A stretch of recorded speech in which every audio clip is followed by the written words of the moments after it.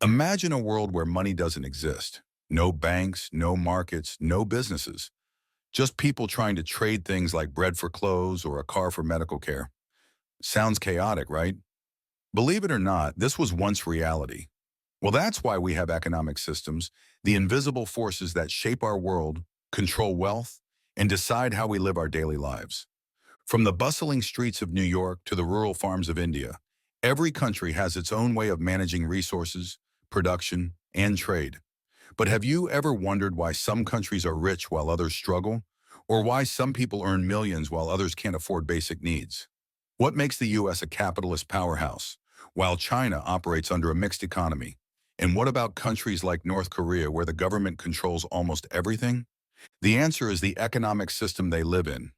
In today's video, we're going to break down the world's economic systems in the simplest way possible, using case studies and some shocking facts that might just change the way you see money and power. First, what is an economic system?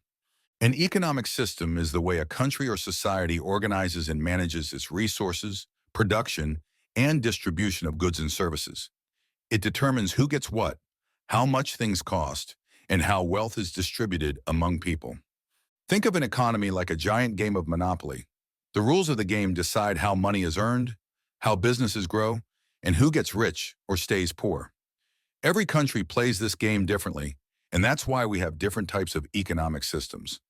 As Adam Smith, the father of modern economics, explained in The Wealth of Nations, 1776, the economy thrives when individuals are free to pursue their self-interest in competitive markets. This idea shaped the capitalist economies we see today. Second, types of economic systems.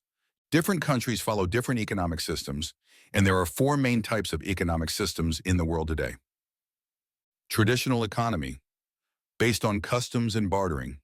Command economy, controlled by the government. Market economy, driven by businesses and consumers. Mixed economy, a mix of government control and free markets. Each of these systems has its own pros and cons. Let's break these down with real-life examples. Number one, traditional economy, the ancient way of living.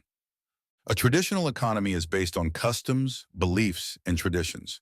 It's the oldest and most basic form of economic system, relying on agriculture, hunting, fishing, and bartering rather than money. For example, indigenous tribes and rural communities.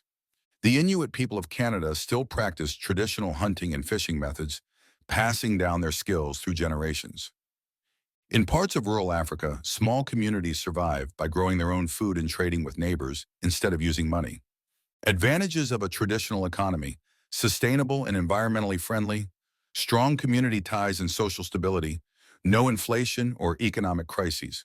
Disadvantages of a traditional economy: lack of technological advancement, limited economic growth, highly dependent on nature. Droughts and natural disasters can wipe out resources.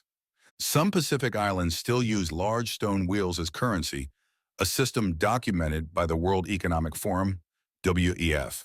While traditional economies still exist, they are slowly disappearing as globalization and modern industries expand. Number two, command economy, when the government controls everything. A command economy, also known as a planned economy, is where the government controls all economic activities. It decides what is produced, how much, and at what price. Private businesses and free markets don't exist, and the government owns all resources. For example, North Korea and the Soviet Union. North Korea has one of the most extreme command economies. North Korea operates a strict command economy. The government owns all industries, from agriculture to manufacturing, and dictates what gets produced. Citizens are given state-assigned jobs, and wages are controlled by the government. The Soviet Union, before its collapse in 1991, followed a similar model where central planners decided what factories would produce, often leading to inefficiency and shortages. Advantages of a command economy: can achieve large-scale projects. For example, China's rapid industrialization in the 1950s, provides social security, healthcare, education, etc. Low unemployment rates. Disadvantages of a command economy: lack of motivation for innovation, inefficient resource allocation, and limited personal freedom. While command economies can help a country industrialize quickly, they often struggle with inefficiency and corruption. If you're watching and finding these economic systems helpful so far, make sure to like the video, share it with others who might benefit, and subscribe for more economics and business insights. So, number 3, market economy, the power of supply and demand. A market economy is the complete opposite of a command economy. Here, businesses and individuals have full control over economic decisions. The government plays a minimal role, and the economy runs on supply and demand. This system encourages competition, innovation, and efficiency. For example, the United States and Singapore. The United States follows a mostly market-based economy where private businesses thrive and consumer choice drives production. Companies like Apple, Tesla, and Amazon succeed because they innovate and meet market demands. For instance, when Apple launches a new iPhone, people rush to buy it, increasing demand. This allows Apple to set a higher price. If demand drops, prices fall to attract buyers. That's how a market economy self-regulates. Singapore is another great example, with low taxes, minimal government interference, and a thriving business environment. Advantages of a market economy: encourages competition, innovation, and economic growth. Wide variety of goods and services, higher efficiency and resource allocation. According to U.S. Bureau of Economic Analysis, BEA reports, the market economy drives innovation but also creates huge income gaps. Disadvantages of a market economy can lead to income inequality, rich get richer, poor get poorer, worker exploitation, and economic instability. For example, the 2008 financial crisis. While market economies create prosperity, they also come with challenges, especially when wealth isn't evenly distributed. Number 4, mixed economy, the best of both worlds. A mixed economy combines elements of both a market and a command economy. The government regulates certain industries, but also allows private businesses to operate freely. Most countries today follow a mixed economy model. For example, China and Germany. China is a unique case. It has a socialist government, but a capitalist economy. The government controls key sectors like energy and banking, while private businesses like Alibaba and Tencent drive innovation.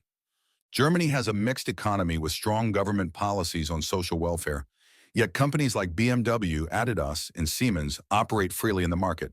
Of a mixed economy, advantages of a mixed economy: balances growth with social welfare, prevents extreme inequality, and ensures stability. In fact, Sweden has one of the highest happiness ratings in the world because of its economic balance. Disadvantages of a mixed economy can lead to overregulation, high taxes, and government inefficiencies. The mixed economy seems to be the most practical model as it combines the best aspects of both free markets and government intervention. Third, which economic system is the best? There's no one-size-fits-all answer. Each economic system has its strengths and weaknesses, and what works for one country may not work for another. If you love tradition and simplicity, the traditional economy is for you. If you want government control and job security, a command economy works best. If you prefer business freedom and innovation, go for a market economy. If you want a balance between private enterprise and social welfare, a mixed economy is ideal. So the best system depends on a country's goals, resources, and political environment. Here's a comparison table of the 4 types of economic systems based on key factors. How do economic systems impact you? Every time you buy a product, get a job, or pay taxes, you're interacting with an economic system. In capitalist countries, you have more choices, but may struggle with expensive healthcare. In socialist economies, education and healthcare might be free, but taxes are high. In command economies, you may have job security, but lack personal freedoms. Fourth, example of an economic system in action, 2024 to 2025. The global impact of the Russia-Ukraine war on economic systems. The Russia-Ukraine conflict, ongoing since 2022 and intensifying in parts of 2024, has significantly influenced global economic systems. Command economy in Russia.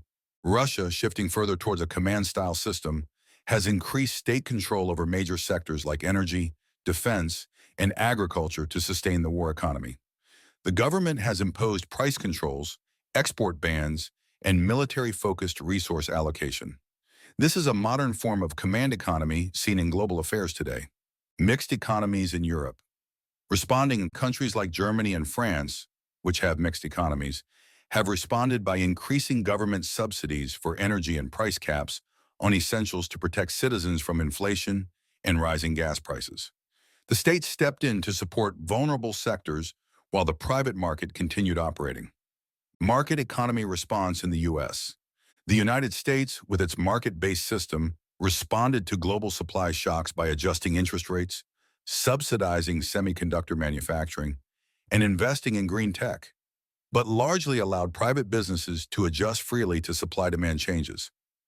While traditional economies are often isolated from modern global systems, the impact of the Russia-Ukraine war still echoed into regions governed by traditional systems, especially in the form of rising food insecurity and external humanitarian aid dependency. This example highlights how different economic systems, traditional, command, market, and mixed, respond differently to global crises, and how these systems shape the resilience and adaptability of nations during conflict or inflation.